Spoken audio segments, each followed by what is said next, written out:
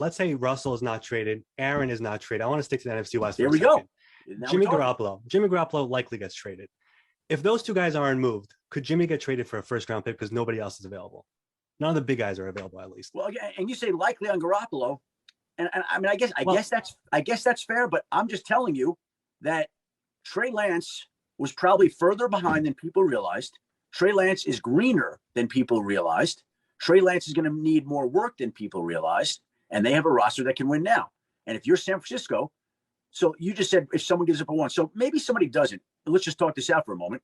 And let's say somebody gives up, what would you say, a 2 and a 4 for Garoppolo? I'm just throwing something out there. That's the Sam Darnold trade last year. All right. Okay, it's Darnold went for a 2 and a 4, right? And a 6, yeah. Okay, so let's say they get a 2, 4, and a 6. Now you're San Francisco.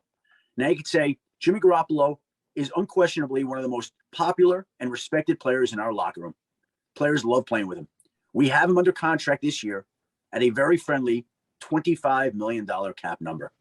And if we play with him this year and we lose him after this year, we're going to get a third-round comp pick back in return. So are you better than playing this season with Jimmy while getting Trey the training that he still needs? Or are you better trading him for, let's just call it a 2, 4, and a 6? What's the better alternative? You tell me. I get that. But if you're not trading Jimmy right now, and after trading up to get Trey Lance, it's a sign to your fan base that he's not developing the right way. No. Let me say this. He's developing the right way. They are happy with him.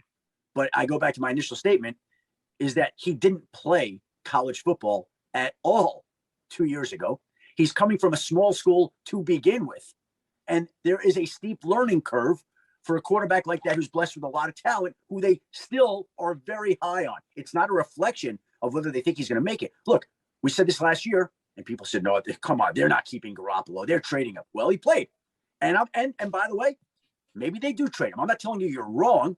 It still is absolutely on the table that he could be moved, and I think he believes he's going to be. I'm just giving you the other side that I don't think it's a lock that he's going to be traded. He very well might, but it's not a lock. But to your other point, if all these other quarterbacks are staying, now does a team up its offer for a guy like Jimmy Garoppolo? I think to a certain level, maybe, yeah. Maybe if they were going to go a 2, 4, or 6, maybe now they go, okay, you know what, we'll give you a 1 and a 6.